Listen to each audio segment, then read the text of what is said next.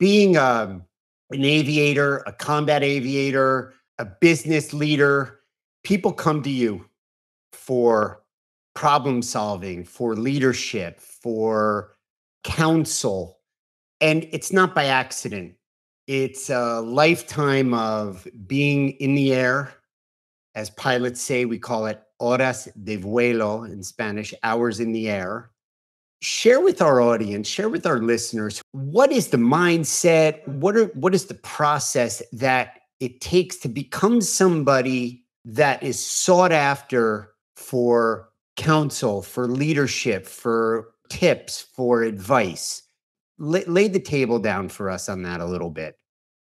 So it's an insightful question because I think it always starts with the person staring back at you when you wake up every morning and salute that top gun who's getting ready to execute in life as a business person, as a parent, as a member of your community. You have to build trust and confidence in that person staring back at you. I always say the most important wingman or wingman there is yourself.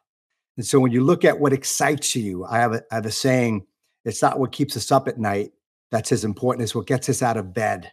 What drives you? What excites you? What gets you focused on love and joy, not just about fear? And the reason why I say that is that when you're building influence with others, relationships, trust in business and in life, when you're leading your children or delivering a speech or on a podcast or a sales call, your cohort, your peer, the person that you're influencing needs to sense that energy and passion and excitement from you in life. It's the marinade. It's the impetus to action. And so when I talk about never flying solo and being a wingman, which is the core of my speeches, it's always yourself. So everything I do, reading something spiritual every day, doing my yoga practice, trying to excite myself and build trust in myself so I can send that energy and love and excitement to the people that I'm influencing.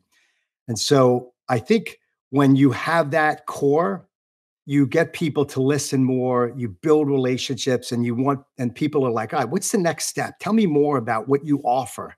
Because if you don't have that, if they don't trust that connection with you, then nothing else matters, right?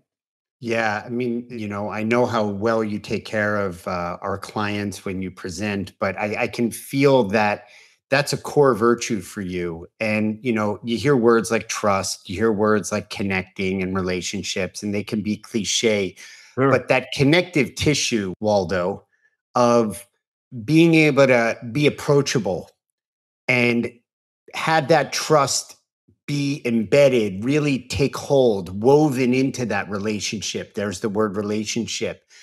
But there is that skill, that muscle, that ability, that empathy, intelligence to be able to be approachable. Right. Because one thing is you're out there, you wake up in the morning, you look in the mirror, you trust yourself, and you know what you are capable of. But